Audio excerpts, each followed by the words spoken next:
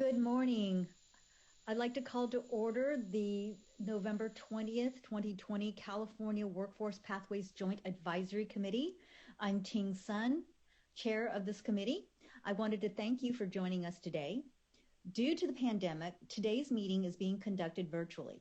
I ask for everyone's patience as we navigate through today's meeting. Our meeting today is being broadcast through a live webcast. Interested parties can view the broadcast by visiting the California Workforce Pathways webpage and click on the live stream link located under the public meetings notice, agendas, and minutes. Recording of the webcast will be archived in the Workforce Pathways webpage in about a week. Before we begin today's meeting, I'm very saddened to share that one of our members from the Board of Governors, Alma Salazar, has passed. Vice Chair Grande, will you share, and Member Rattray will be sharing some thoughts and leading us in a moment of silence. Thank you, Chair Sun. Much like today, on Friday, March 10th, 2017, 3.5 years ago, shortly after 9 a.m., Chair Ting Sun called the meeting of the California Workforce Pathways Joint Advisory Committee together with the ultimate goal of creating a draft for a new state plan targeting California's career education programs. During that first meeting, a number of items were discussed, including the provision for ex officio members to serve in tandem with the 6 voting members representing the California State Board of Education and the Board of Governors of the California Community Colleges. At a subsequent meeting held in May of that same year, we began to benefit from the guidance and expertise provided by the alternating voices of David Rattray, which we will hear today, and Alma Salazar, who held multiple positions in the Los Angeles Area Chamber of Commerce, including Director, Vice President, and most recently, Senior Vice President. Member Salazar provided invaluable input into the work of this committee, either representing the Chamber or more recently as a voting member appointed by the California Community Colleges Board of Governors. Since September 2017, we have been fortunate to listen as Dr. Salazar advocated relentlessly for educational and employment opportunities for Californians. It is undeniable that she was committed to our students and the proposition that career education is a pathway to economic and social progress. I am saddened to share that last month, Alma lost her battle with cancer. In her service to the Joint Advisory Committee, she supported college and career pathways, following our guiding principles of student-centered delivery of services, equity, access, alignment, continuous improvement, and capacity building, while prioritizing the direction which will lead the state plan for career education targeting California's regional economies. Before we ask for a moment of silence in honor of Dr. Alma Salazar's life and work, I would like to invite David Rattray to provide a few words of remembrance. Thank you. Can you hear me okay? So bear with me. I'm going to try to hold it together, colleagues. So first of all, Alma would not want me to go on and on today. That's not the kind of person she was. But I can't help sharing a little bit on a more personal side. I met Alma when she was in her middle 20s, and she was a part of one of the school to career partnerships in LA County. I was running Unite LA, and she was working out of 2 partnerships that the LA County Office of Education led. And the moment I met her, I just knew right away I was meeting a spectacular individual. And I was blessed that she joined our team at the early age of about 25. And she fought for kids in Los Angeles every day since then with me. She was already doing it. That's why I wanted her to be on our team. And I just watched her grow and get stronger and more mature and more effective. And every day she got up wanting to fight for kids. She fought a very courageous battle. You saw her on these calls, and you could tell, I'm sure, as her voice was getting weaker and she was wearing a covering. But I will tell you, as her sort of boss, but I never, as the years went on, I didn't feel like her boss. I felt like she was my boss, but she wouldn't stop working. She went through 2.5 years of chemo and radiation, immunotherapy, and surgery. And the entire time, she just wanted to continue to fight for kids and work. And I begged her sometimes to take a little time off and just take care of herself. And that was just not Alma. Alma was someone who wanted to show up and make a difference in the lives of others. And truthfully, she was that way till her last day. She was literally an employee of United LA until the day of her passing on October 6th, because that's the way she wanted it. She believed in the mission of this committee. I want you to know, when I first told her about this committee, she was instantly open to serving. And as Jolena just said, initially she was my alternate. One of her ambitions was to serve on the Board of Governors. And she was so honored that she was asked by the governor and passed by the Senate to be a member of the Board of Governors. And those of you that are her colleagues, I want to tell you that she was so privileged to serve with you and so grateful that she had that honor. She asked me several months ago when she was up for her permanent appointment, should she withdraw? And I said, no, of course not, Alma. You were appointed, or you're proffered as an appointee, and you're fighting your cancer with the hope to beat it. So you should have the privilege of putting yourself forward. And she did, as you know, and got the permanent appointment. And that was Alma wanting to serve, even, and yet at the same time being respectful of all of you and the work you all did. She was a career education person from the word go. So she embodies our mission. And I will promise you, for me, she will inspire me to be better than I've been, because I owe that to her.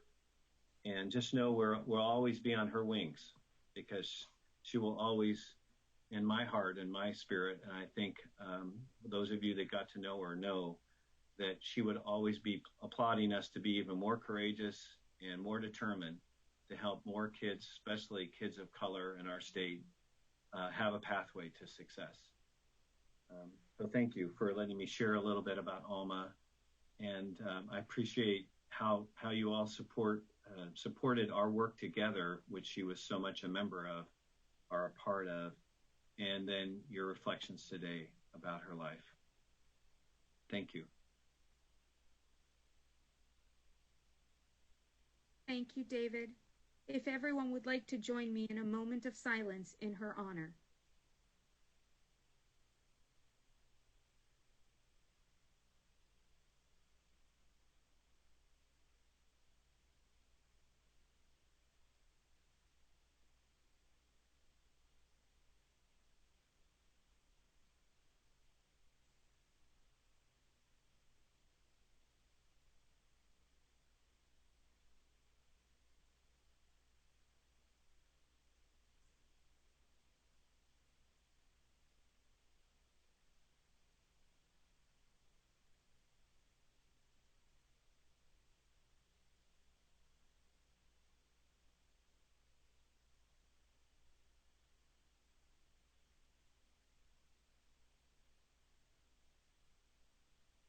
And much like she would want, we resume the work of the California Workforce Pathways Joint Advisory Committee.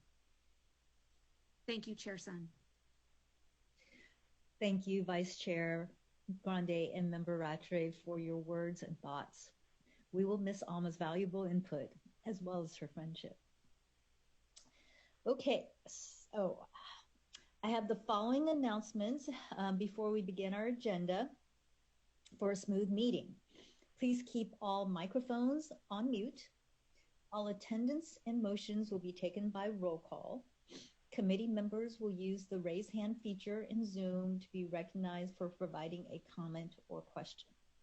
I will ask the public for public comment for each agenda item, and again at the end of the meeting.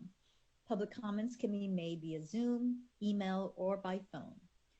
All options are explained on the posted agenda.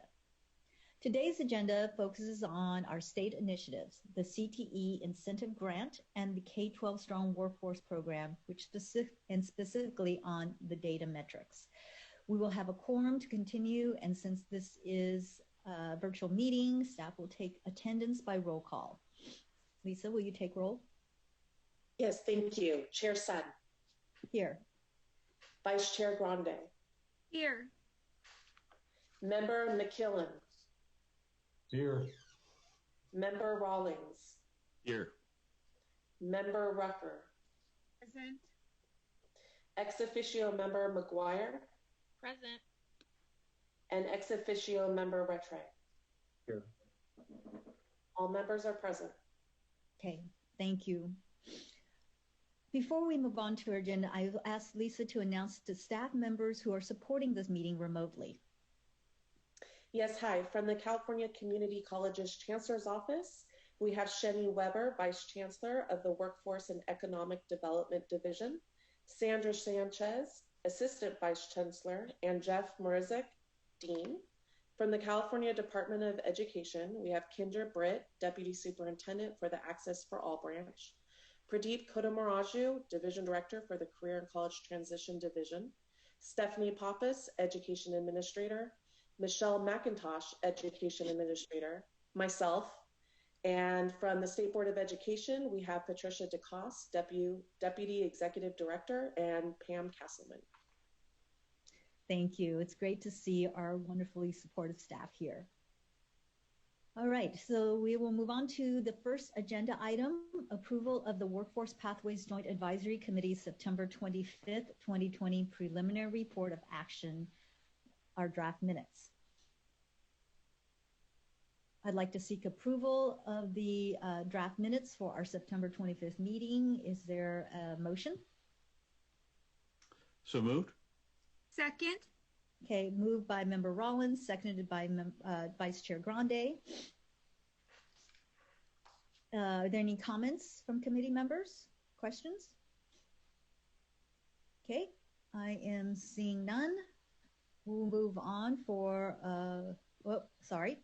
Are there any public comments for this section? We do have a delay, so we'll wait a little bit to see if anything comes in. Okay.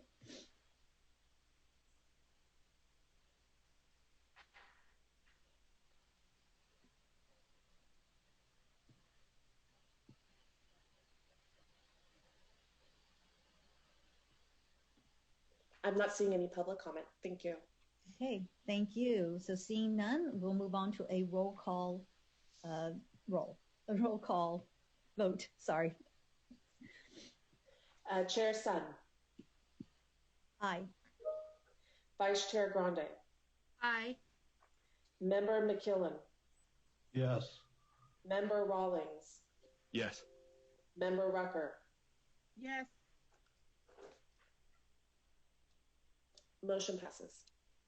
Okay, very good. So the minutes for the September 20th, 20 meeting have been passed.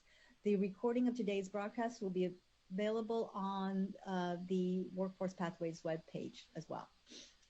Okay, so let's move on to item 2. This is the bulk of our meeting today. The Career Technical Education Incentive Grant and the Kindergarten through 12th grade Strong Workforce Grant. And we have members. So are we welcoming Kendra Britt, Deputy Superintendent of Access for All branch at the California Department of Education, who will share some thoughts with the committee before Pradeep Kodamaraju, Director of the Career and College Transition Division, Michelle McIntosh, Administrator for the CTE Leadership Office from the California Department of Education, and Sandra Sanchez, Assistant Vice Chancellor of the Workforce and Economic Development Division of the California Community College's Chancellor's Office, will share an update of our state initiatives and continue the conversation around data metrics.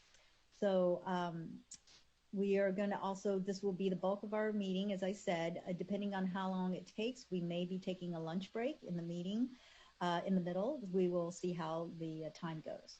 So will we start with Kendra? Britt? Thank you, Chair Son. Good morning. For those of you that I haven't met yet, I'm Kendra Britt. I'm the Deputy Superintendent for the Access for All branch.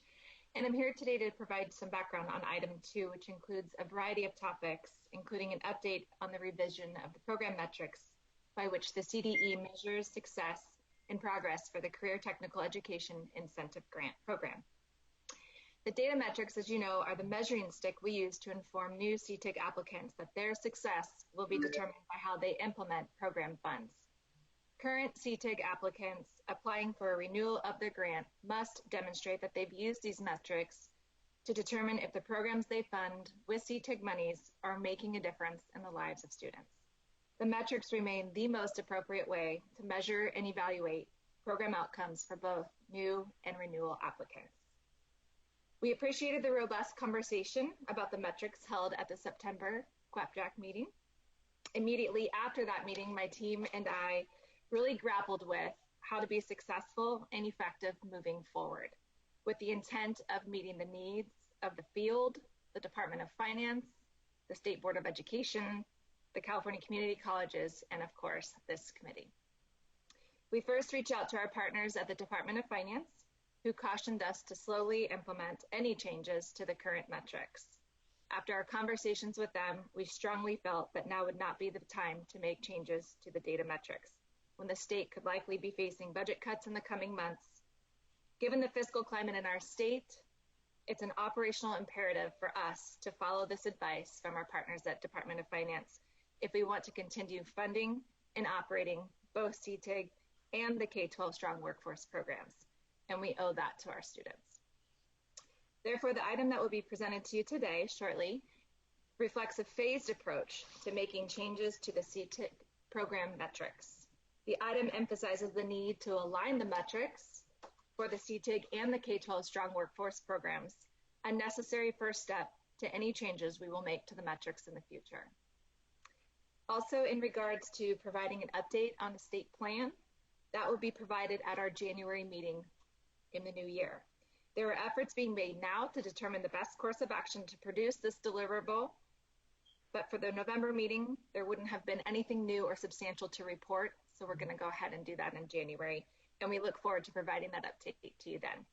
I'd now like to turn it over to Michelle McIntosh to work you through item 2. Thank you. Thank you. Thank you, Kendra, and good morning, members. Next slide, please.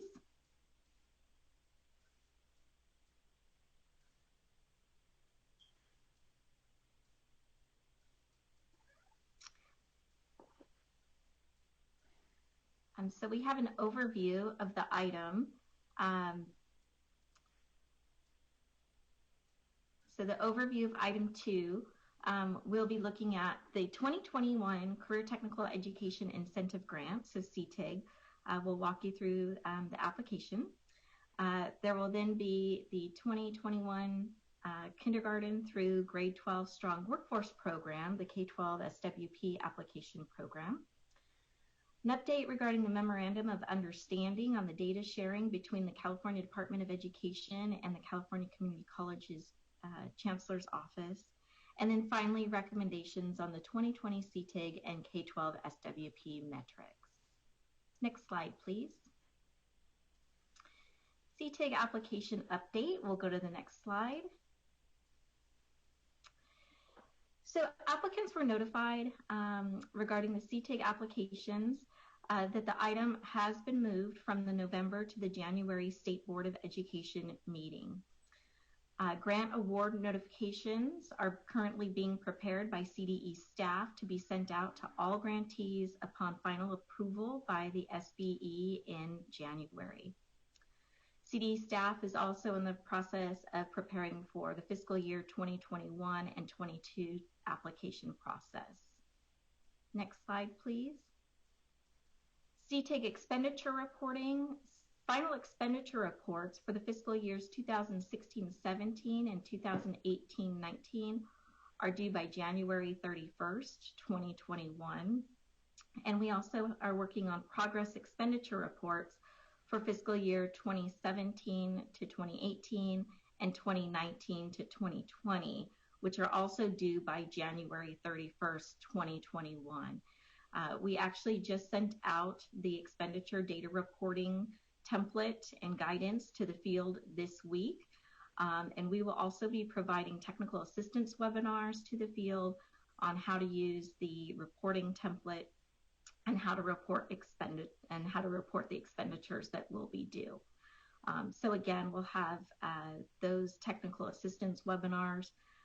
Those will be due, the technical assistance webinars, will actually be held the week after Thanksgiving. We're starting with 3 and then during that week, and then we will continue to provide technical assistance as needed and hold additional webinars if needed as well. Next slide. Also, we're in the process of the CTIG data reporting. So this reporting is included in the overall CTE data reporting for the state. We've done this to avoid duplication and burden on the LEAs.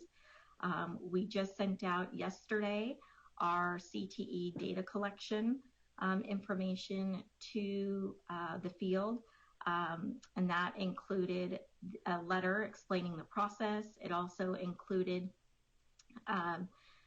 the template that they would be able to use with some explanation, as well as how to report that information into CalPads, as well as a list of the various webinars that we'll be holding for technical assistance. Those webinars, again, will be held in December and then also January. All of this data is reported as part of the Fall 2 data reporting for CalPads that is due to be certified by March 5th of 2021. And again, all the metrics for CTIG will be reported as part of this reporting structure.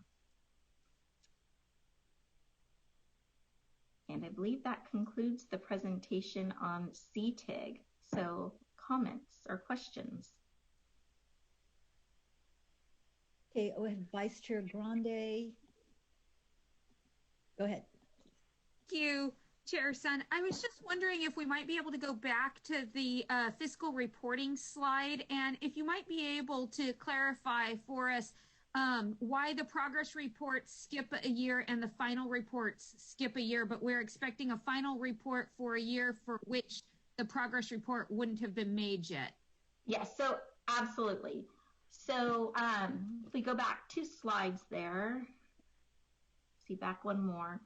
Okay, so when CTIG was first legislated, those years were from 2015 to 2018, and the reporting, the actual length of the funds for that term was actually longer. It was basically 3 years rather than the 2 years to spend. So that included the years 2015-16, 2016-17, and 2017-18. Okay, then, so that's why you see 2016-17 on there. Then in 2018, when CTIG was legislated for annual expenditure, it went to 2 years of spending. So that first year, 2018-19, that's what is being reported now. So we still have a year left of the original legislation, which is the 2017-18 for the 3 years to spend. That's why you see 2017-18. And then the next year of 2019-20, that again would be another progress report due at this particular time. Thank you so much, Michelle. Sure. I know it's a little confusing with that gap in there, but yes, that it has to do with the way the first funds were legislated and the way the second funds were legislating and the timing of expenditures for both. Okay, thank you. Any other questions from members? Scrolling through. Not seeing any. I'm not seeing any either. Okay, very good. Thank you. All right, we can move on.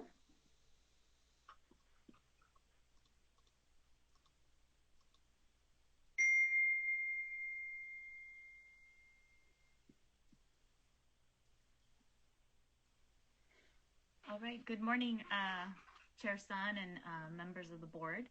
Sandra Sanchez, the Assistant Vice Chancellor for the Workforce and Economic Development Division for the California Community Colleges. Today, I will provide an update to you on 3 areas. First, on the Round 3 Strong Workforce K-12 application cycle. Then on the Round 1 applicants and their interim measures data that we're still in the process of analyzing. And finally, I will close with an update on our key talent, our Strong Workforce K-12 technical assistance providers and the pathway coordinators. Next slide. Next slide.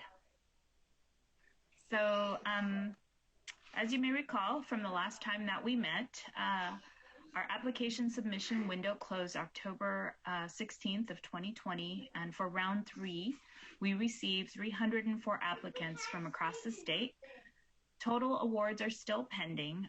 We are not scheduled to make award announcements until next week, no later than November 30th. Regions are still in the process of finalizing their awards this week.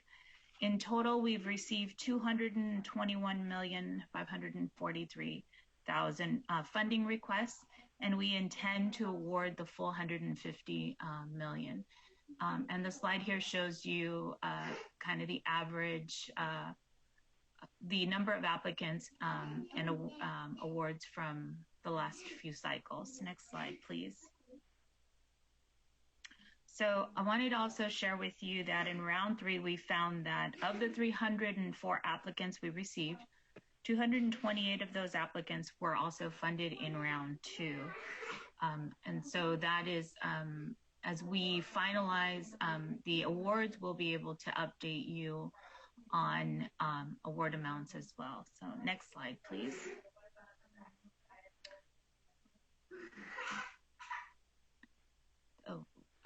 So hopefully you can see this a little bit better on your end. But on the next 2 slides, what we've done is we've broken down the award amounts by region. And then in the, the amounts requested by region. So it's kind of a little wonky on this slide here, but the next 2 slides break down the requested amounts by region. So next slide, please. Overall, there appears to be consistency in the number of applications submitted by region across the 3 rounds. You go to the next slide, please.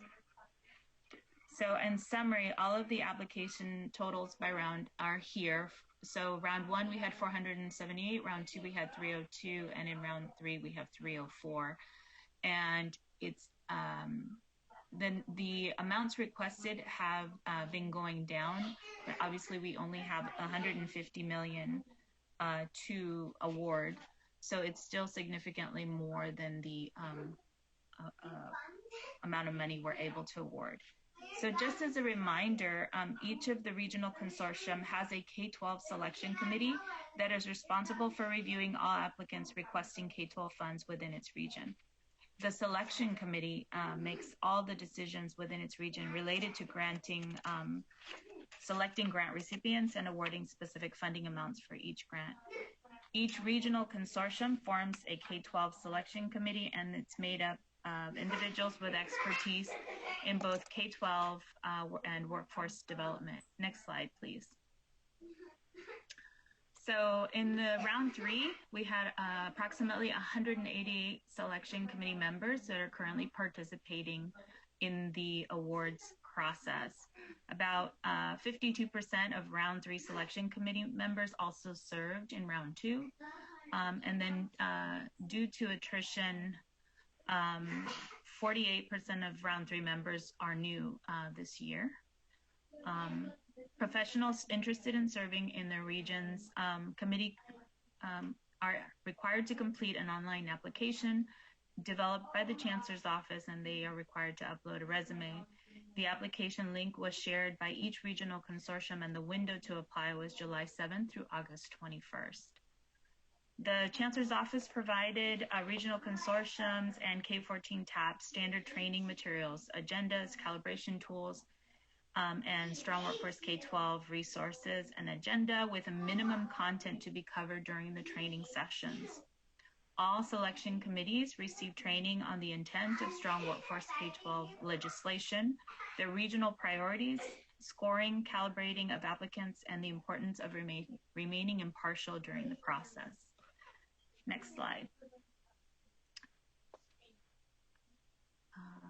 Next slide, please. So on this slide, you see the Strong Workforce timeline. The awards are scheduled for next week. Following that, there will be a 2-week period for appeals, and we expect that final announcement of awards will happen in January when the term begins. I was going to pause for questions, but perhaps I just continue. Are there any questions?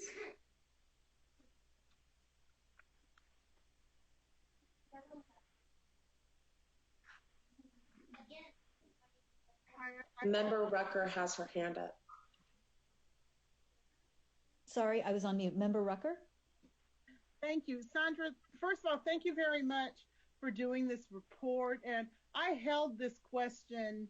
I could have asked the same question after the CTIG presentation, but I held this question because I have the same request that I need to make both of you and Michelle.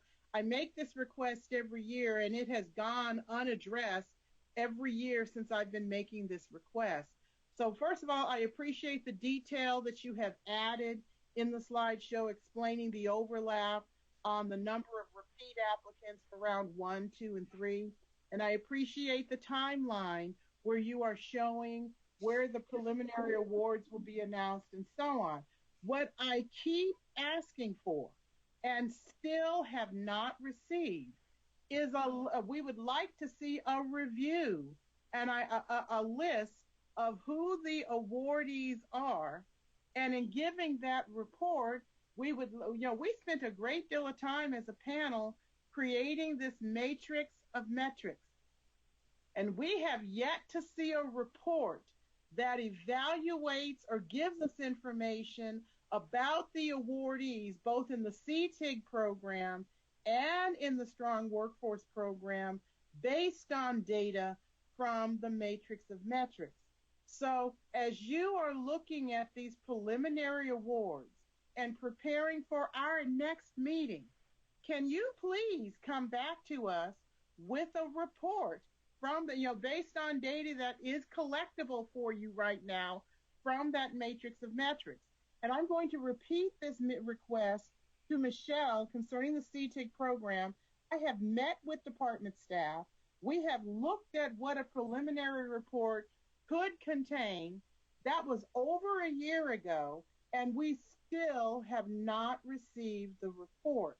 So I'm very frustrated at the fact that we have created an accountability system, a way for us to hold ourselves accountable for understanding what is happening in these programs, for understanding and evaluating the profile of the programs that are being awarded these funds, for monitoring the success and relative fidelity of information on these programs, fidelity of implementation on these programs. Yet this panel cannot seem to get a report from the matrix of metrics to help us know whether or not the matrix is actually working to give us meaningful data.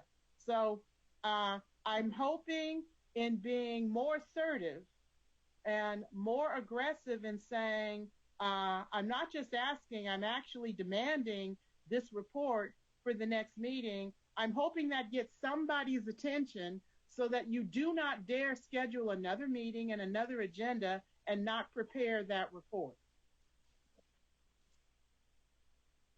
Thank you, Member Rucker.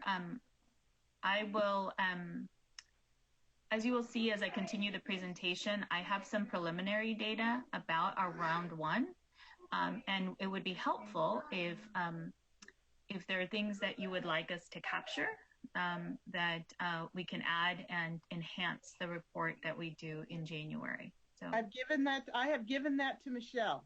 Okay, I will work with her. We will put something together. Thank you.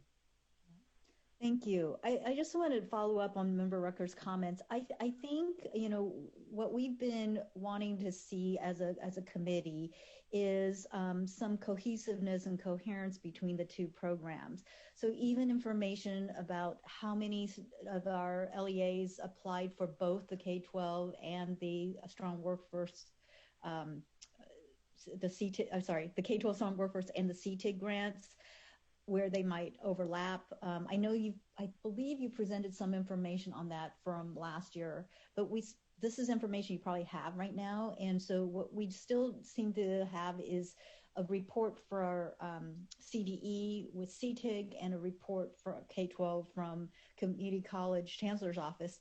And what we'd like to see is maybe some cohesiveness and see how these programs are overlapping and supporting each other. So while that's not very specific data, but I just wanted to give you the staff a general sense of, I think, what the committee has been looking for a number of years now. Thank you. We will take that under advisement and we'll utilize that. I know I want to say at the July CWPJAC, we gave a update on the overlap. At that point, it wasn't complete. We don't have complete numbers for 2021. I think we have 18-19 and 19-20 data on the overlap. We don't have the current year yet, but we will work towards putting that together and at least provide you the information we do have. Thank you. Any other comments before I move on? Doing a scan. I'm not seeing. Okay, go ahead, please. I have a quick comment. This is Patricia. If everyone could mute themselves, because I hear some background noise and it has been difficult to track what Sandra's been saying. Thank you. Okay, then. Next slide, please. So now I'm going to transition to a quick summary update of what's happening with our round one grantees. You know, we asked our grantees to submit their expenditure data into our NOVA system, and then we actually asked them to respond to some survey questions about the progress they're making in their projects. And so of the 651 grantees, we received a total of 590 responses. So we have about a 91% response rate from the round one grantees. And just as a reminder, we're collecting the data to improve our understanding of the impacts of the Strong Workforce K-12 grants over the course of the funding cycle, capture the types of activities supported by Strong Workforce K-12, and identify the number of students enrolled by K-12 supported pathways by CDE sector, and then the total number of students enrolled in Strong Workforce supported early college credit offerings. So next slide, please. So here is the information by region about who responded to the survey. So next slide. So kind of measuring the work, grantees were required to indicate how their Strong Workforce K-12 funds were allocated. Specifically, we had categories of creating a new pathway, expanding or scaling an existing pathway, modifying or improving an existing pathway, and or implementing cross-sector work. So as you can see, the respondents could pick more than one option. So for those who implemented cross-sector work, you could see they may have also selected to improve a pathway. So the numbers don't exactly total 100% because there is LEAs who are doing work in all of the categories, so to speak, one or more of the categories. We are currently disaggregating the data, and we will update it once we have more clear understanding what specifically work they were doing. and we should be able to update you in January, specifically where their emphasis were. Next slide, please. So round one grantees were also asked to indicate the specific strategies or activities to support pathway curriculum and instruction using strong workforce K-12 funds. Again, they could select multiple options. What we found is the top 3 strategies or ideas selected most frequently were integrating career readiness and soft skills into CT courses, procuring equipment and or materials, and then embedding work-based learning into course curriculum. And just some examples of integrating career readiness and soft skills. An example would be building math and science readiness, reading and writing skills, critical thinking skills, as well as project-based learning. And when we talk about work-based learning, many the examples given or cited by the grantees were field trips, guest speakers, pairing classes together, apprenticeships, and formal internships. Next slide, please. So top 5 industry sectors that round one investments were made in. You can see there's a high participation in health sciences, arts, media, entertainment, information and communication technologies, transportation, and agriculture. So what we are seeing is this is the bulk of the grants that were awarded, and then the number of courses that are being impacted in each of those sectors. So next slide, please. Before I move on, are there any questions about the preliminary observations? And was that helpful, Member Rucker, to your question about the kinds of data you want to see? Or is there additional things we can focus on? And maybe we can go back a slide. This was helpful information. It's information we didn't have before, and I'm glad to see it. But what I'm specifically referring to and would like to see reported on is information about for each of the programs that were funded as it relates to what is in our approved and adapted matrix of metrics. I was trying to send a copy of this to you, and my email said that the file was the email didn't go through. But after our meeting today, we can, Ting knows what it is, and when you guys do the debrief, board member Sung can, I'm sorry, I didn't mean to call you Ting. I'm sorry, Dr. Okay. It's Friday, I've had a long week. The board member Sung can show you what our matrix of metrics is, and that's the information that we're looking for. But thank you very much for this. This was very informative. I've taken a lot of notes on it. It was helpful. Okay, thank you.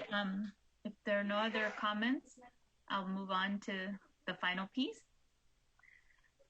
So as I mentioned, we are currently, we have our what we call our key talent, which is our tier system of support for our Strong Workforce K-12 program. And you know, in the past few months, we have been engaging our pathway coordinators and our K-14 TAPs in various professional development activities, including data collection efforts, and then of course providing technical assistance to LEAs who were participating in the application cycle for both CTIG and Strong Workforce K-12.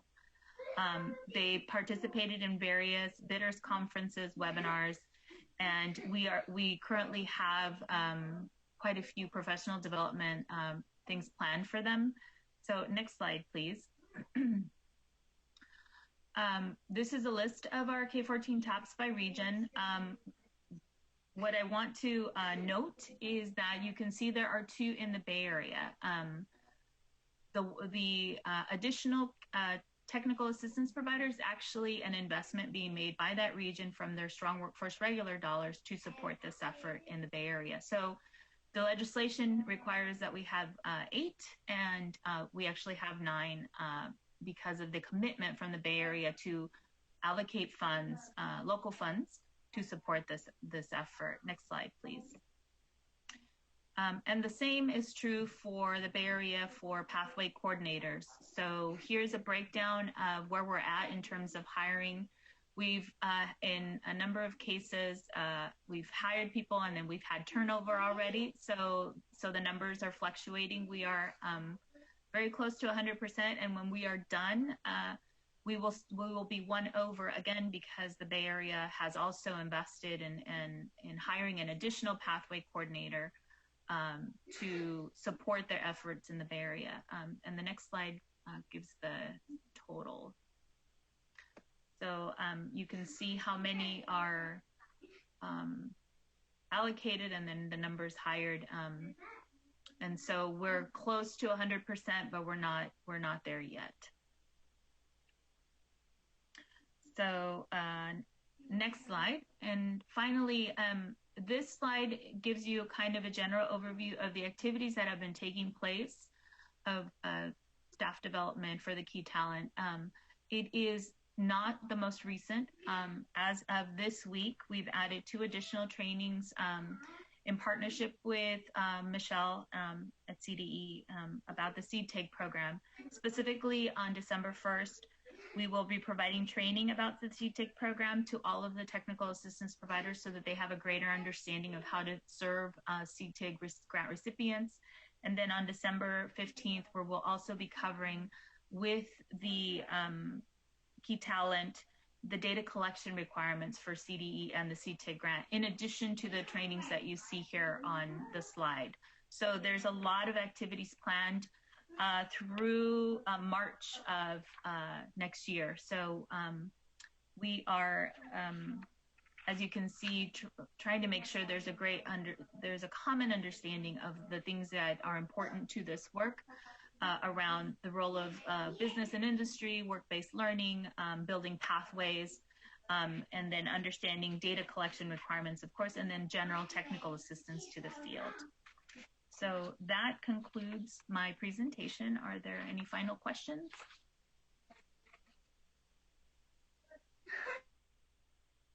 Member Rucker? Thank you. My question is concerning the data collection requirements. For quite a while, we've had a conversation about data and the differences in some of the program participants and their data collection activities. Can you comment, and it's okay if you cannot do that today, but could you, so I'll ask the question, and if you cannot comment on it today, this is a conversation we can have at another time. Can you comment on some of the ways that the training and the work that you're doing with the program funding recipients on data collection, how that has unified or done more to clarify the kind of information being collected and the ways that the systems are helping these different programs to be more consistent in not only the kind of data they're providing, but being better prepared to actually upload and provide some of this information? I don't have specific details for you today, but I'm happy to connect with our TAPs and our pathway coordinators and gain greater understanding and bring that back to the members. And I'll explain to you the reason why I'm motivated to ask that question. You know, California is continuing to mature its data collection system that informs our college and career indicator. And there's a lot of information that you collect in CalPass about the students participating in your program that really is similar to the types of data that we also need to further develop and build out the information that informs the college and career indicator. So I want to understand what that data collection activity looks like and how it changes the way that these participating programs and entities do their planning, and also the type of the logistics, the nuts and bolts behind that data collection work. Because as we continue to try to refine and mature the type, not only the type of data that's collected, but continuing to look at what's available in other statewide databases like CalPass, it's very important for us to be able to understand what it is you're doing and what's a lagging indicator and what are indicators you're actually able to collect with more immediacy. So thank you very much for doing that. I look forward to hearing more about that. Okay, thank you. Any other questions on this item? Not seeing hands. I'm not seeing any either. Okay, good. We can move on.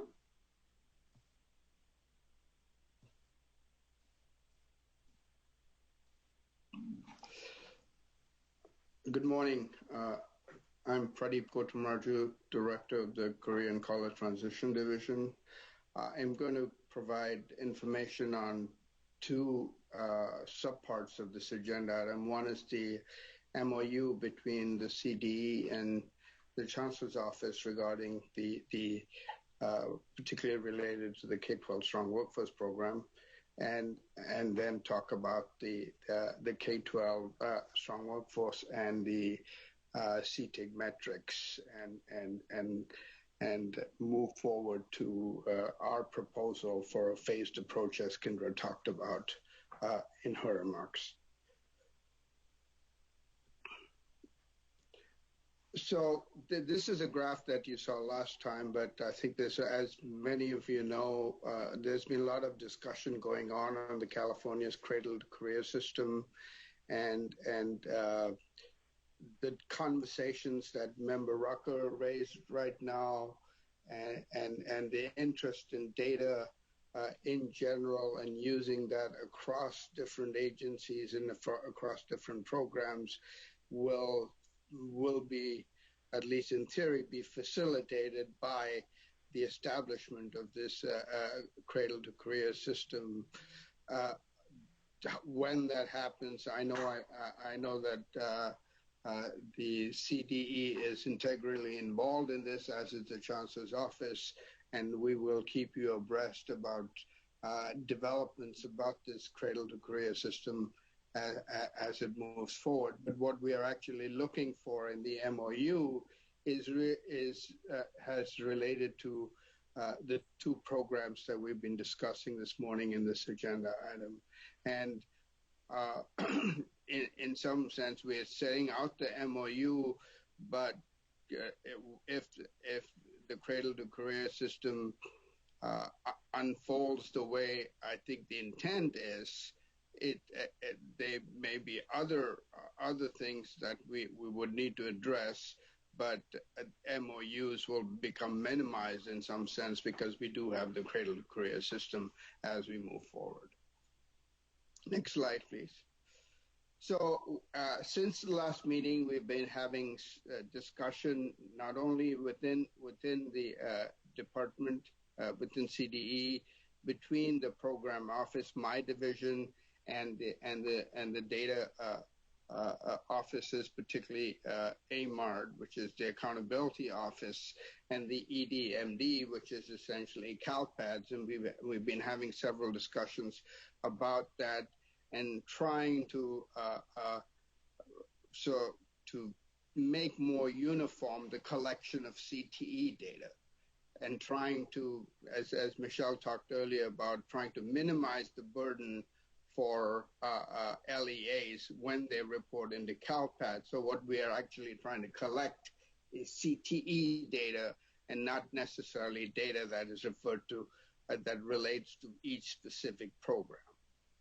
We also had conversations with the Community College Chancellor's Office in terms of the data transfer. Initially, we talked about a two-way transfer between the two agencies, but as we reviewed the statute more carefully, the transfer really, given that we're specifically talking about the K-12 Strong Workforce Program, the data that we have resides within CDE and will reside within the CalPAD system.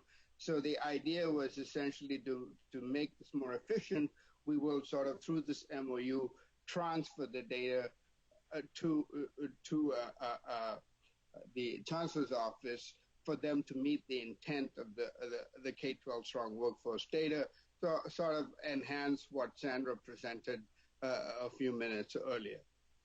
So the focus of the program data that's going to be shared is and that's essentially looking at the next slide, please. So as I said, there are ongoing meetings to finalize the MOU and really looking at sharing the CTE data with the Chancellor's office. So as I said before, it's a one-way transfer. One of the things that we will be doing in the next couple of weeks is to actually sit within CDE and talk about what data actually gets transferred over and how we list that within the MOU. So that would actually be something that will address some of the data that we might be looking at in terms of both data related to each of the program, but also comparative data between the two programs that allows us to make those connections. So the intent is, I think my expectation is that the MOU will be in place by the FY 2021-22 cycle, but I think it will be there long before that, and we can update you in subsequent meetings as we move forward. Next slide. I think those are the next slide. So if there are any questions on this. Any questions on MOU progress? Scrolling through. I'm not seeing any at this time. I am not either, but I wanted to make a comment. So in the previous slide, it talks about hoping that we could get the MOU in place so that we can start the data sharing in fiscal year 21-22. Now, my understanding is that we tried to get these grants out in the fall. That's right, of each year. So we're hoping that with this, well, we'd be able to also cover data from the past as well. If we have the data sharing, we'd be able to go backwards as well. It's not just correct. That is the intent, because to address some of the points that Member Rucker raised, to look at that, sort of looking at trend analysis, for example, we'll be able to do that. We can do that for CTIG right now. I think, as Michelle pointed out, by next March or by the summer, we will be getting a lot of the data in a single place with regard to CTIG. And as I've said before, the data that we have for CTIG overlaps significantly with the data that Sandra just presented in terms of the K-12 strong workforce. So from that sense, once we have one of the issues, and I think to address Member Rucker's question, is one of the issues that we had was the fact that the regular collection of CTE data into CalPads was a process that we had to take into and to be intentional about that. And we have been working about that as we did, if you recall, from the Perkins 5-state plan. We tried to look at that, connecting it to. I'll talk more about that later when we come to the metrics. But I would say that we are now in a position to answer some of the questions that Member Rucker was asking for. We're in a much better position right now than maybe even 6 months ago. Okay, thank you. All right, I'm not seeing any additional question from members. Scrolling through. Okay, we can go ahead and move on. Thank you. So for the last sub-item on this is the CTIG K-12 strong workforce metrics, and this is sort of putting context around the remarks made by Kendra Britt, and talking about essentially how we move forward in terms of addressing not only the legislative intent that is required, but also in terms of some of the analysis that I think the Joint Advisory Committee has been requesting for some time. Next slide.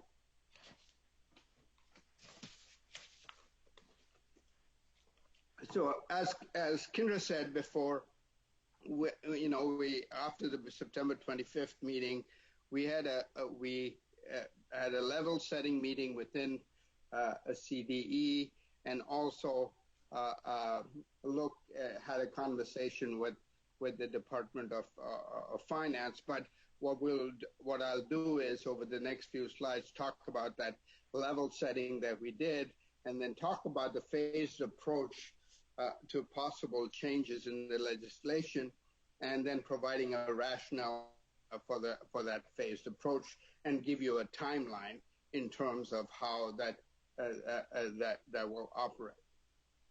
At this point, and it'll be on the next slide, we are recommending there be no change in the metrics. And I think part of the thing that, and this is maybe, as I started to understand the systems within California, within the community colleges and within a CDE, I think we were hung up on the word change. Recommending no change is also a good thing, and studying the metrics in each of the legislation allowed us, as you will see, making the recommendation, as Kindred talked about, is taking a sort of more methodical approach to essentially when and how those changes might be relevant in terms as we go through the next 2 or 3 application cycles. So let me, next slide, please. So this is the recommendation we're making, that we're asking you to review and approve the phased approach for refining and updating the CTIG and K-12 strong workforce data metrics, and permit staff to make necessary and non-substantive clarifying edits on this phased approach as we move forward, and will be included in the legislative report that is due on the CTIG and K-12 strong workforce program. Next. So when we looked at the level setting, I know since we presented the information, we had that Excel document which we referred to as the matrix of metrics, and after conversations within CDE, and maybe the new environment that we are now operating under, that Excel spreadsheet or workbook wasn't as easy to explain or within, and so therefore we decided to move away from that document. We haven't moved away from the metrics, we've just moved away from that document and presented the document more in terms of a more in a Word document and in a step-by-step fashion, rather than looking at in that Excel spreadsheet. We also looked at similarities and differences in the two metrics.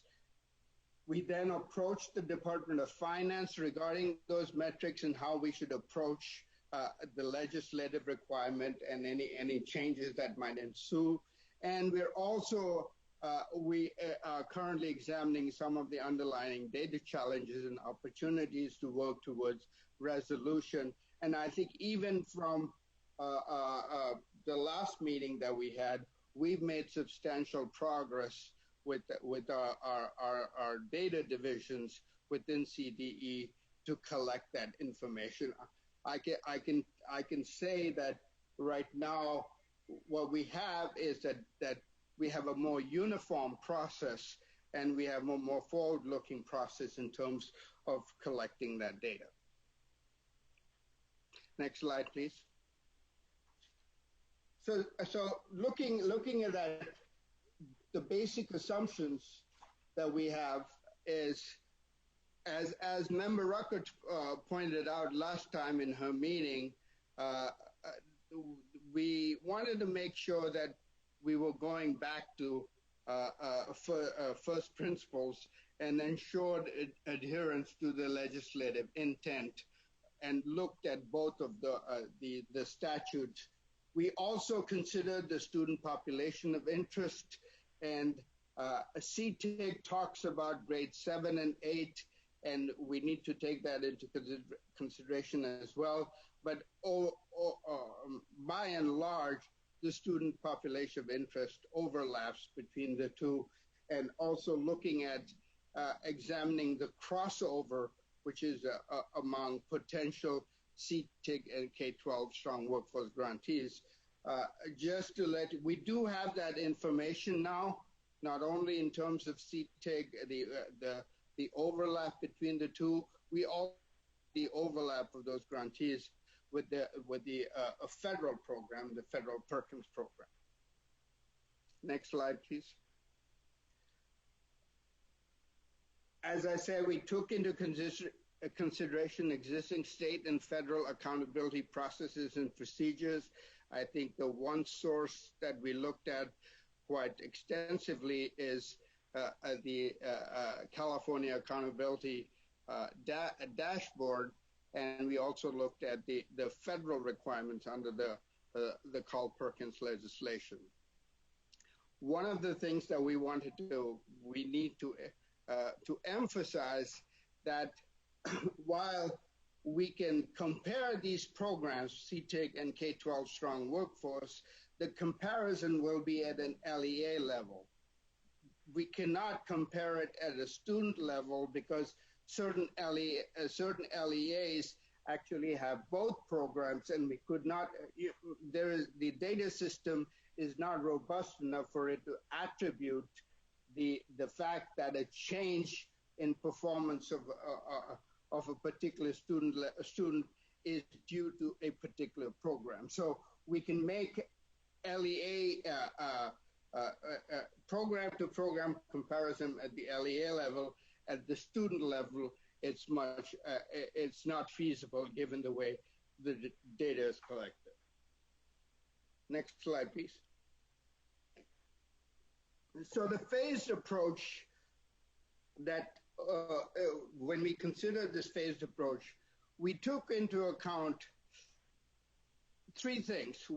There is in the legislation 11 element that is currently in the CTIC legislation.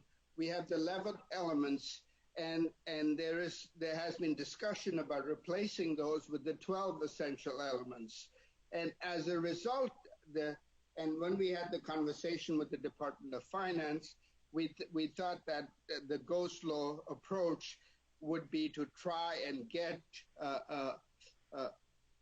to try and do this through a technical assistance process with the field, and trying to get them to shift from the 11 elements to the 12 essential elements, and then have that included in a later day, if that is the intent. The second thing is to connect the metrics to the 12 essential elements.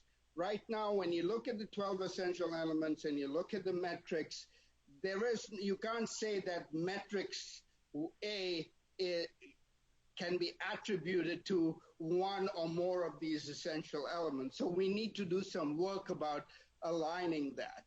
And my own personal opinion is that the 12 essential elements are better suited for the qualitative data. At least I'm using the CTIG in terms of looking at basically their self-evaluation that the applicants do, and our scoring that we do, and trying to see how well do they move that. And we need to move this field from those 11 essential elements to the 12 essential elements through a technical assistance process, and we're beginning to do that, and we will do that over the next year. Next slide, please. So what we are suggesting in this phased approach is not so much changing the metrics, but actually operationalizing those metrics to reflect the intent of those metrics in the two statutes. We link those to existing state accountability efforts, like the California Accountability Dashboards and the college and career indicators.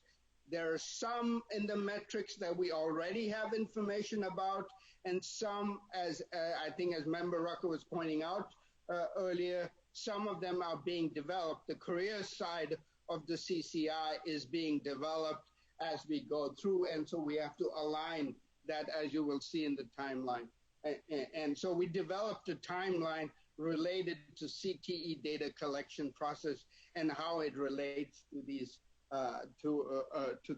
particularly to the CCI collection process on the career side. Next slide, please. So this is the timeline that we have in terms of the phase 1 indicators, which are provided in the attachment to the agenda item, will be, and the phase 2 indicators are in summer of 2021. That is, if you recall from Michelle's presentation earlier, the data that is going to be submitted in March. And so we will have information by the summer on that data, and so we could be doing some early analysis on these phase 1 and phase 2 indicators. The phase 3 indicators are related more to the career indicators of the CCI, work-based learning, industry-based certifications. Those are still in progress at the CCI side, and so we have aligned that with the work that the CCI is doing, and hence summer of 2022 is where we'll have more information on that. As Sandra pointed out, we will have conversations with them because they are collecting some of this information through their survey process, and we can have discussions and have some sort of interim measures as we develop this whole process. Next slide, please. So moving forward, we are in a position now to work on qualitative and quantitative data runs. We are able to do that, and Michelle and I have been working with staff within the division, as well as with our data partners in the data division, to try and do these qualitative runs, which is essentially looking at the 11 essential elements in terms of the congruence between the self-evaluation and how we are scoring, how we score that, and what kinds of discrepancy. We presented some of this information earlier to you, I think, in July, and we'll do more further analysis on that. In addition to that, we will have information on the quantitative data that relate directly to the metrics we can look at, and when we operationalize those metrics, as indicated in the attachment, we can provide information not only for CTE in general, but also related to each of these programs. So the long-term goal here is to aligning the CTIG and K-12 metrics, and in that sense, as we move forward, that's where maybe some opportunities come in terms of making sure that so the broader question that I will leave with you in this last slide is to say, maybe the metrics that were originally introduced in each of these two statutes should remain the same. We should be doing at each of our agencies is to actually do the kind of analysis that Member Rucker is asking for in a much more systematic and methodical way, and keep presenting that to you as we go through. So a year from now, you will have a better idea to say, okay, it may be okay to change this metric this way, but it could be a situation that the metric doesn't change and we still get the same information and provides us that we are meeting the intent of the legislation. Next slide.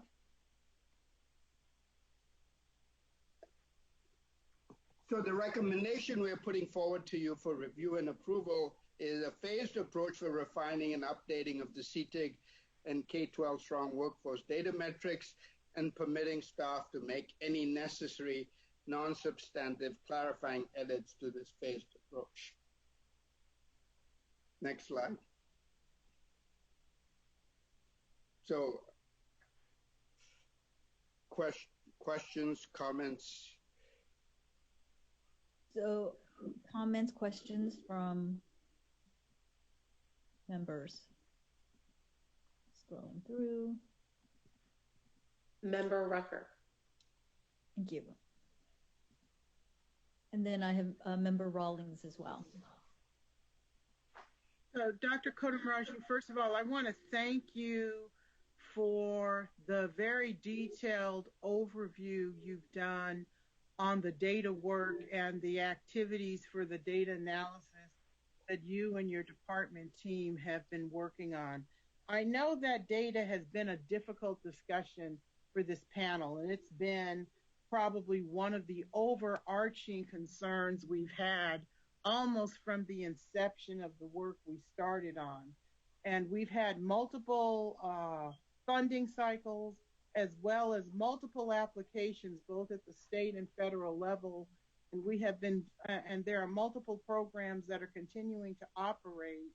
And this data discussion is critical because we do need to understand not only what we're funding, but what the trends are that is happening and developing among these programs to understand if the policies that we have implemented and the expectations that have been outlined for the performance of these programs and supporting the students who will be participating in them is actually doing what we said they would do. So I appreciate that you all have been very thoughtful. This report really does show that you've been thoughtful in trying to figure out not only how to report the information, but also to try to capture what is the value added in the metrics to try to understand what is common between the two programs and where the value added is for the work that's being undertaken. You said that there would be a timeline that would be undertaken or created by the department to begin doing some of this work. My concern is you said begin, and I don't think that's what you meant, because there's a lot of work that has already been completed and already been done, but there's also a lot of data that's also ready and available for reporting. And so I understand that there's a difference among some of the metrics that there is a need to think about a more thoughtful presentation and developing a report on the data. But in the short term, there are metrics that are immediately available for both of these programs that we still need to see. So I needed to say all of that to say I want to ask you to amend your recommendation so that the recommendation has some short-term, intermediate-term, and long-term reporting activities. So that in the short term, while you're doing this other data development work, we are getting some report and data information being given to us about the programs. This will be the third year we have awarded program funds, but we haven't seen any program data based on the matrix of metrics. So I'd like you to amend the recommendation to identify what in the short term can be reported now, and with an explanation of how you will change that over time or how that information is presented over time. And that would be related to, let's just make it easy, the programs that have already been funded. And in this next funding cycle for the funds that we're about to award, for programs that are repeating and that are going to be submitting applications in this new funding cycle, a more intermediate reporting goal would be to show us the performance of those programs that have given you intent to submit applications for funding again in this new funding cycle. And then in the long term, when you then begin to make these awards, to identify when you will begin giving us information for the program recipients at the end of this new funding cycle. So there would be 3 clusters of funding reporting done about the recipients so that we can begin to see not only what the data is that you're able to collect both immediately and for lagging indicators, but how it operates for you to be able to collect that information and report it to us in a consumable and thoughtful way. So I would ask you to amend the recommendation so that we see both short-term, intermediate, and long-term reporting activities shown in your recommendation. So Lisa, can we go back to the recommendation?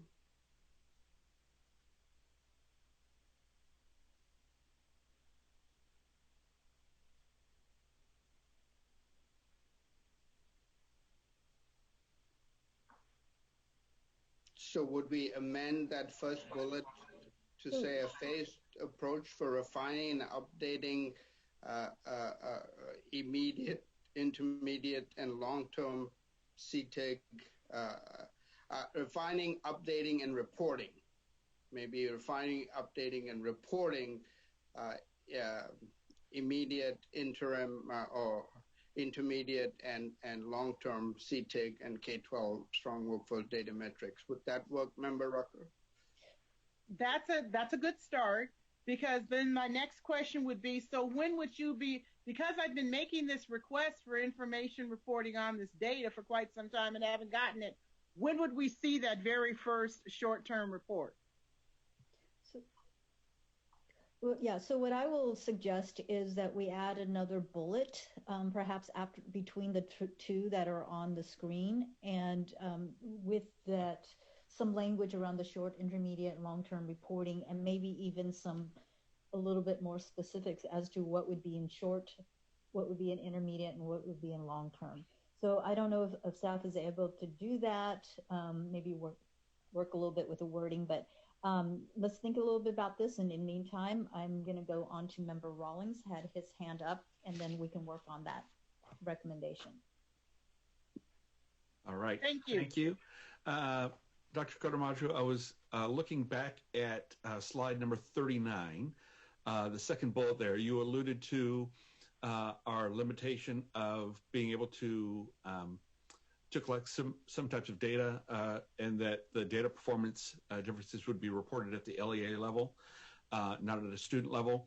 And so I wanted you to kind of give some examples of that. And then the thought that I have here is, if we're really looking at tracking program success and how well we're doing in funding different projects, different programs, being able to break it down by student and seeing future performance of that student, I think could be valuable.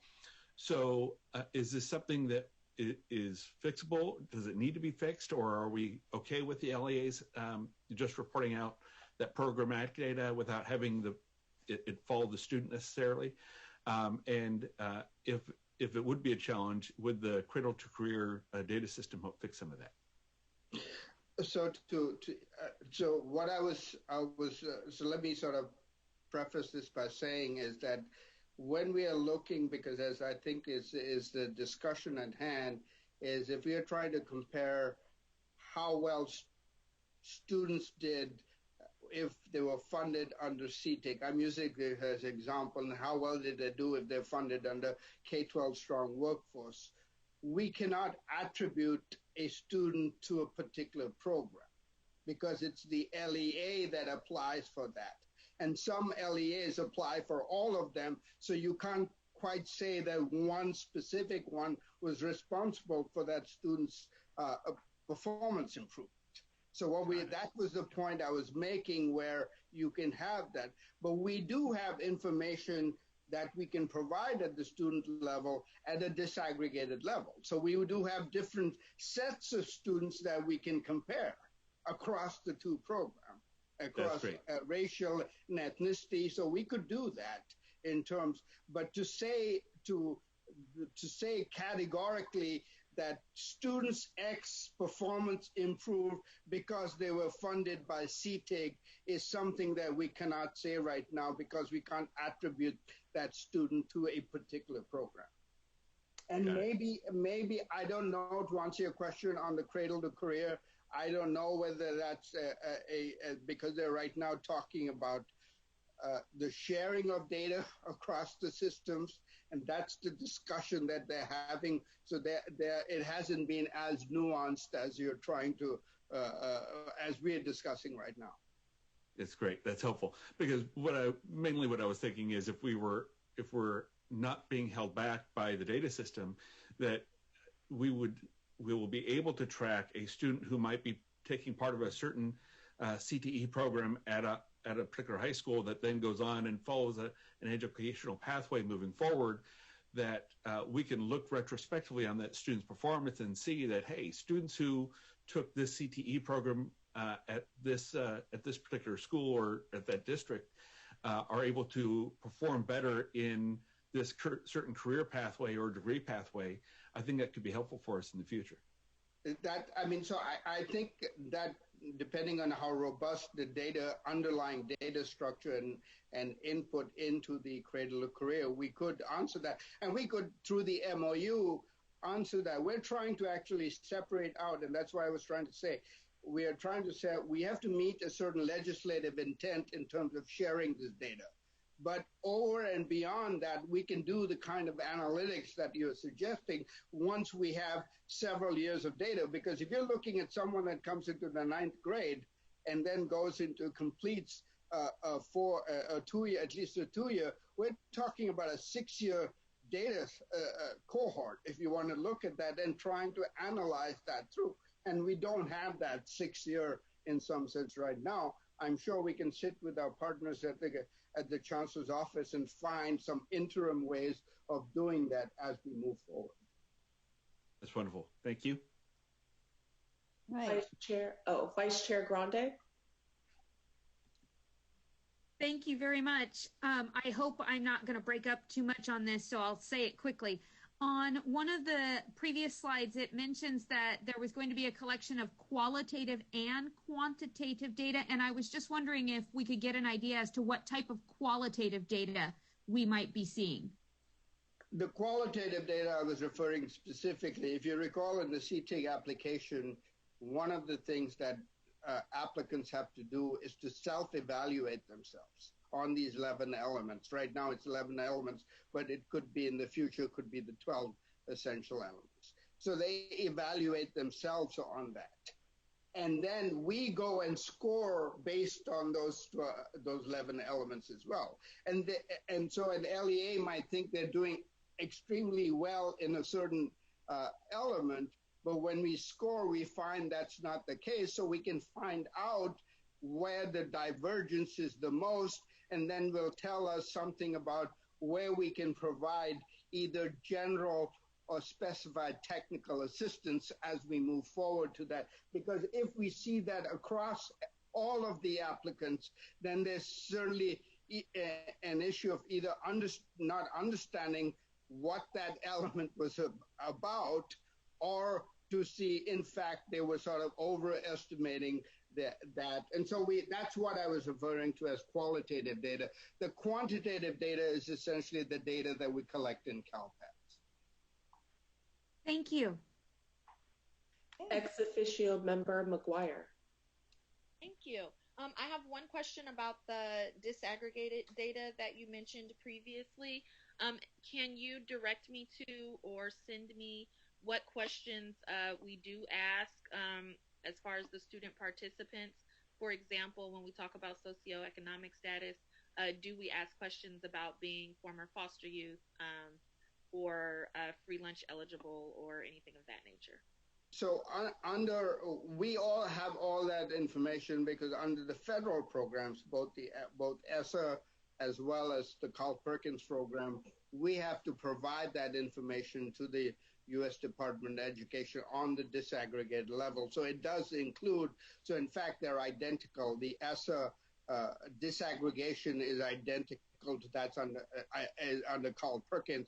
And that's what we do have that information. In fact, this year, by the end of this December, we will be providing some data to the U.S. Department of Education at that disaggregation. So it's based not only on race and ethnicity, but it's also based on those, if you recall from the Perkins discussion, we had those 11 special populations categories that you talked about. So we have that kind of data. What can be done, and going back to Member Rawlings' question, is then looking at differences in performance based on those categories. which we have to do for the, at least for the, from the Perkins program, we have to do starting a year from now. Okay, thank you. Any other questions from members? Okay, I am not seeing any additional hands. Just want to make a comment. I do think that this phased approach makes sense. I think where I am is I'm still not quite understanding what the staff's intent to, what's actually happening in each of these phases. So I would also support Member Rucker's suggestion about some short-term, intermediate, and long-term reporting of information. And again, just not clear exactly what that might be. What I want to say too is that what I felt like we have been doing with this matrix of metrics has been tweaking around the edges, taking what it currently exists and trying to tweak it around.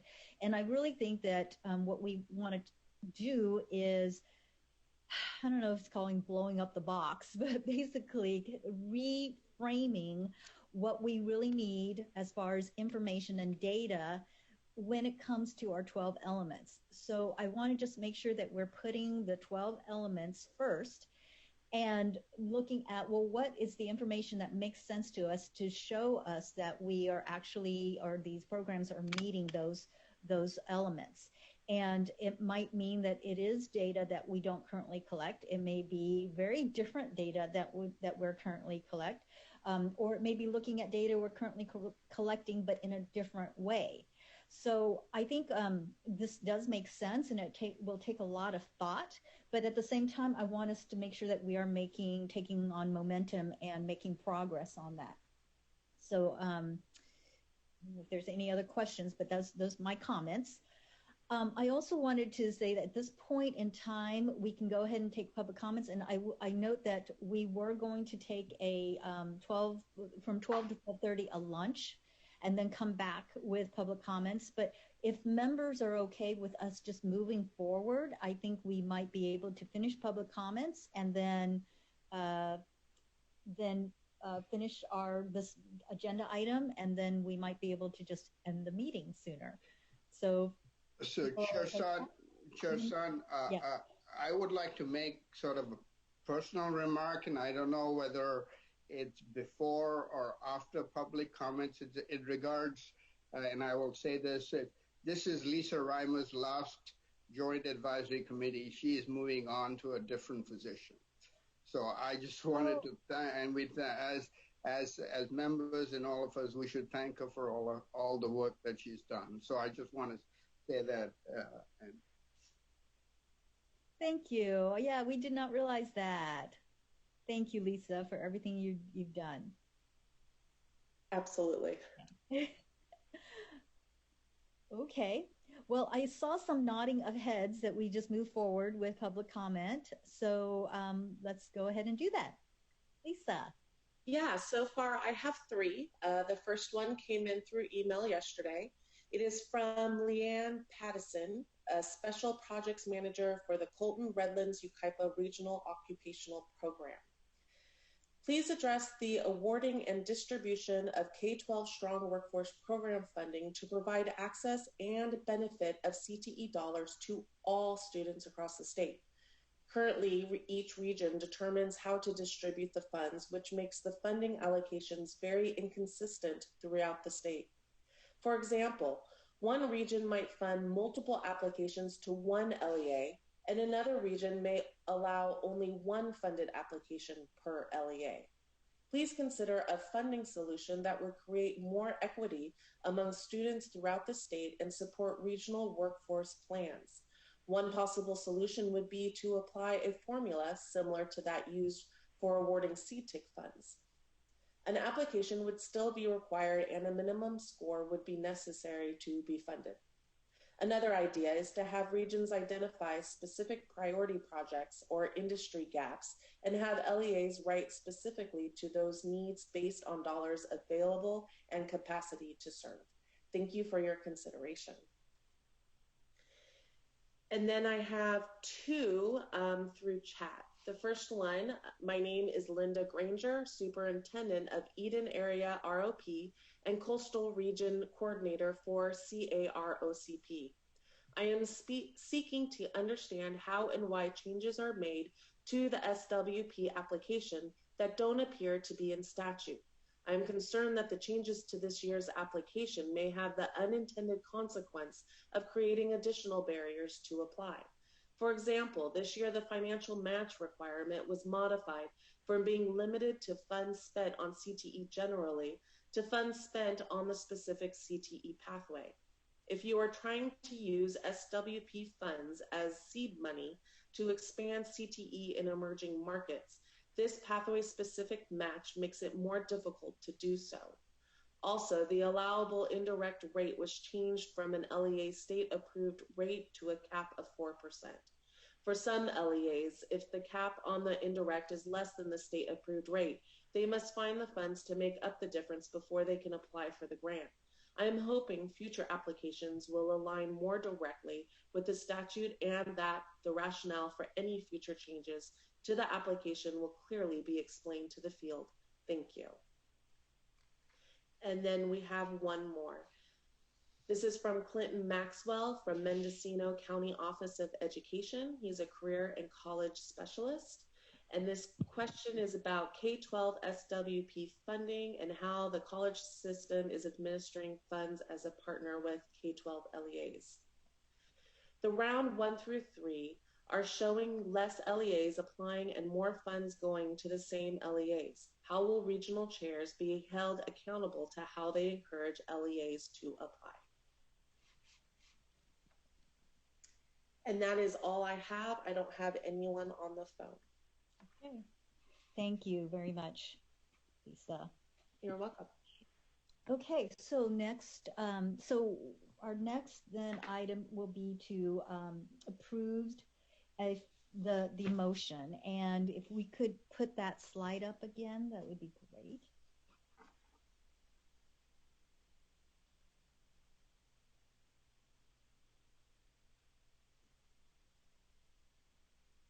Okay, so we have the current staff recommendation that Workforce Pathways Joint Advisory Committee review and approve a phased approach for refining and updating of the CTIG and the K-12 Strong Workforce Pathways data metrics and permitting staff to make any necessary non-substantive clarifying edits to this phased approach. We have a suggestion that we add another bullet to this recommendation. I don't know if staff has had time to work on one, but I have something really rough as well, unless somebody else has some. Sure, son, I do too, but you go ahead with yours first. Well, no, you go ahead first, and then I will offer what I might have. Lisa, why don't you just between the two bullets, you might want to do that. Yeah. So I said the phased approach will include periodic reporting on short-term, intermediate, and long-term CTIG and K-12 strong workforce metrics. Will include. I didn't catch all that. That's a lot of words really fast to type. Sorry. Phased approach will include periodic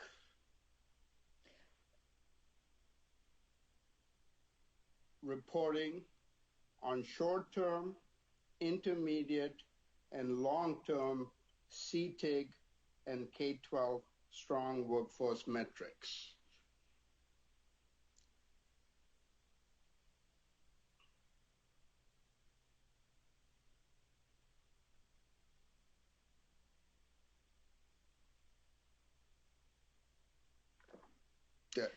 Yeah. SW metrics at the end of K-12 SW metrics. Yeah. And I would just add that maybe changing periodic to regular reporting. And that's pretty close to what I had as well. So members and Member Rucker, do you feel this might capture what you were intending?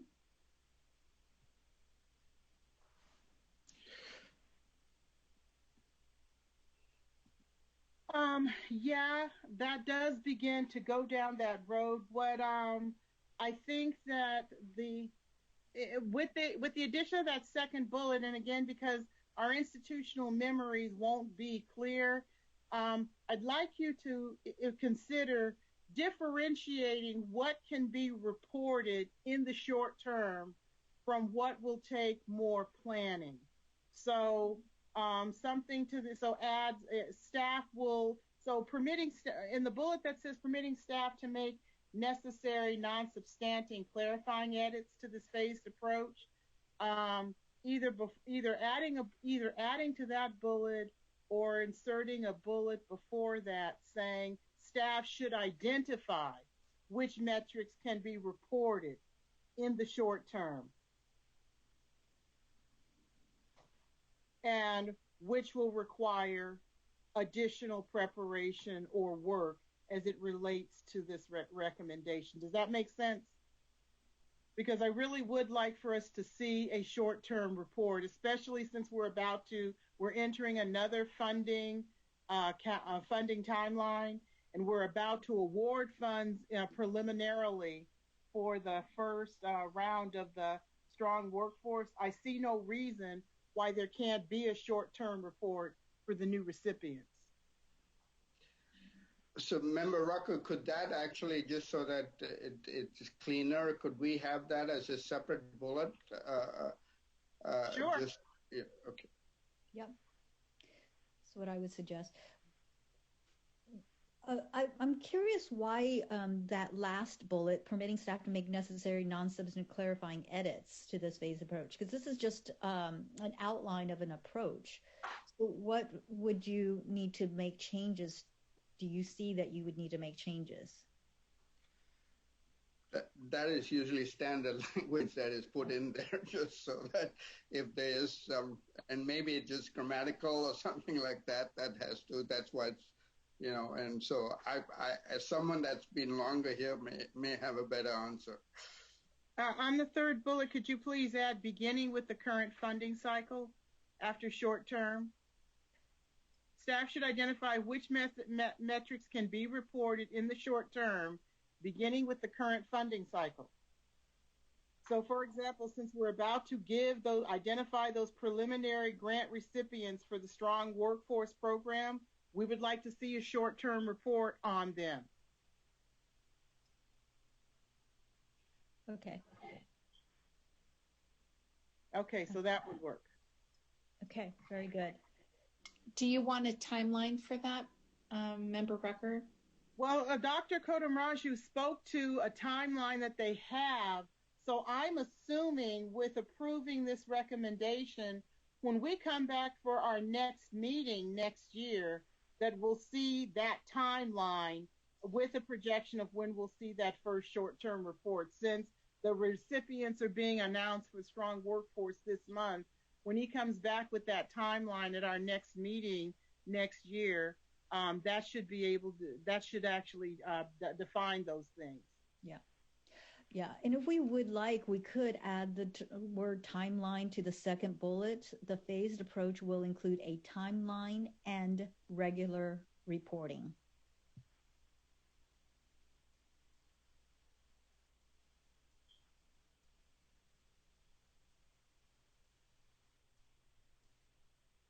Good. Okay. You want to finish the 2020? Yeah, there we go.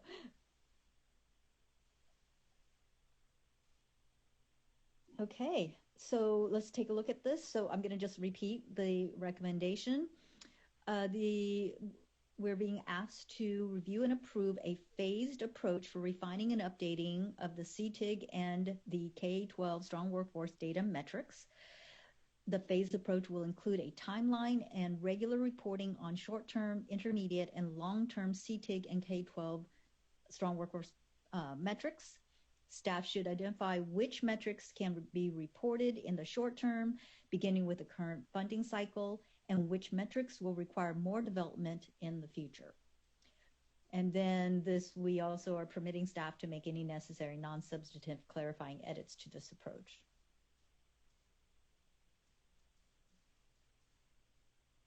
Okay. Any questions, comments? And we don't need to put in this motion when the timeline will be presented, because we are assuming that the staff will come back to us at our next meeting with a layout on that timeline. Yeah. Okay. Very good. All right. With that, let's go ahead and do I have a motion? I'll move the staff recommendation. Okay, so we're moved by Member Rucker and seconded by Vice Chair Grande. All right, let's go ahead and take a roll call vote. Chair Sun. Aye. Vice Chair Grande. Aye. Member McKillen. Yes. Member Rawlings. Aye. Member Rucker. Yes. Motion passes. And can I, Member Chair, can I just acknowledge my support for this motion, even though I know I'm a non-voting member? Thank you very much, Member Ray. Thank you. Okay, so the motion passes, and we will then now move to our last section. I believe it is the general public comments, unless I'm missing that one. Sorry, lost my place here. Okay, actually, I think we are done at this point. Are there any, just wanted to, as far as next steps, I wanted to see if there were any final thoughts or reflections that the committee would like to share. Yes, Chair Sun. We don't have any public comment in, but Kendra Britt would like to share something. Okay, thank you. Hi, thank you. And now I'm standing between all of you and lunch, so I'll make this short. But if we were afforded the opportunity to meet in person, I would have printed a copy for you. But since I am not able to do that, I just wanted to give you guys a heads up that we have created a document that is similar to what an infographic is, to help us kind of convey some of our high-level bragging points on the great things that are happening from CTIG. So as we were working through our ledge report, which is due at the end of this month, we thought it would be nice to have a supplementary graphic document. So it's 2 pages, front and back, really gives a high-level overview meant for a wide variety of audiences to truly understand the impact of CTIG in California. So it'll have some data, some percentages, and some nice little brief little things that make it easy for people who aren't in the weeds with CTE and CTIG and as knowledgeable as all of you are, really understand the impact of this program for our students in California. So we will be emailing that out, and please feel free to share that widely as just kind of a nice way to, if you don't have the opportunity or desire to read an entire ledge report, if you look front and back at a nice graphic document, you might still get the same information we would want you to know from a very high level. So I just wanted to let you know, like I mentioned, I would have printed it and had it at your space where you sit in our boardroom, but since we aren't afforded that opportunity, I wanted to let you know about that it's coming, and we will email that out. We're making some final adjustments on that as we speak. So thank you for your time. Thank you. That's terrific. I love infographics and looking forward to receiving it. Member Sun? Yes. Member Sun, may I have a personal point of privilege, please? Yes, absolutely. I just, as I said before, I think I just want to make this formal in the public comment section. I would like to thank Lisa Reimers for all of the work that she has done for this committee. She started when the committee's close to when the committee was reconstituted in 2017 and has been managing this whole process. I mean, as far as I would not have been able to do what I have done in the last 15 months were it not for Lisa Reimers, and I think we all owe her a debt of gratitude for not only managing face-to-face meetings, but now with the pandemic, trying to get this. This is now our 3rd meeting, and we've had this run smoothly in all of those 3 meetings. So I would like to personally thank her. I'm definitely going to miss her, but she's not going to go far. She's still staying within the division, so we know where to get her if we need her help. So thank you, Lisa, and we will be in touch. Thank you. Thank you for sharing those comments. And yes, we will miss you, Lisa. Yes, and definitely keep in touch. Thank you. And Jolena, Vice Chair Grande has her hand up. Oh, okay. Yes. I, again, would love to echo Dr. Kotamraju's comments regarding Lisa and how much she will be missed. This time last year, technically last October, we promised the field that we would be working to present a draft state plan for career education.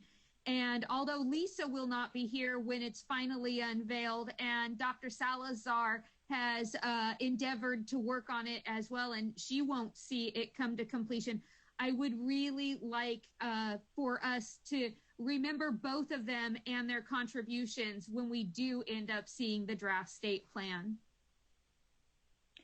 Thank you. Yes. Appreciate the comment. Any others? Right. Okay, excellent. So I wanted just to note that our meeting dates are posted on our website. So we do have a meeting set for right now for January 15th, 2021. And those dates are updated regularly if anything changes. So wanted the public to be aware of that. And also wanted to thank the public for joining us and those who made public comments as well. Really appreciate your input to the meeting. So with that, I think that it brings us to the close of our meeting. I want to thank everybody. I want to thank our committee members. Thank you very much, and appreciate the productive meeting. And since we won't be joining again until the new year, wanted to wish everybody happy holidays, happy new year.